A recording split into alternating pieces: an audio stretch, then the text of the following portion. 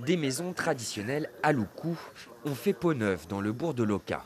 Elles sont 6 au total à avoir bénéficié de travaux de restauration réalisés dans le cadre d'un chantier école qui aura duré près de 3 ans avec son lot de complications.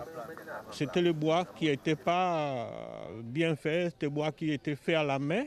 Donc c'était vraiment compliqué pour faire légaliser tous les bois de façon que ça puisse être bien placé et pour avoir aussi la même dimension partout. Les structures en bois ont été rénovées ainsi que les éléments décoratifs en artembé.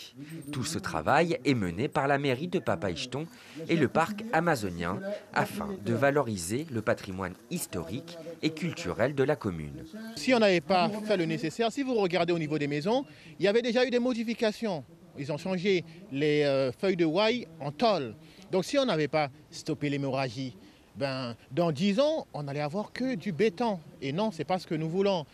La capitale du pays Boni, il y a une manière de vivre et d'être, et surtout un savoir à transmettre. À quelques kilomètres, une nouvelle étape du parcours touristique est aussi inaugurée. Située dans une maison du bourg au bord du fleuve, une exposition permanente sur les Abati-Kotika, un site sacré par les Amérindiens qui attire beaucoup de touristes.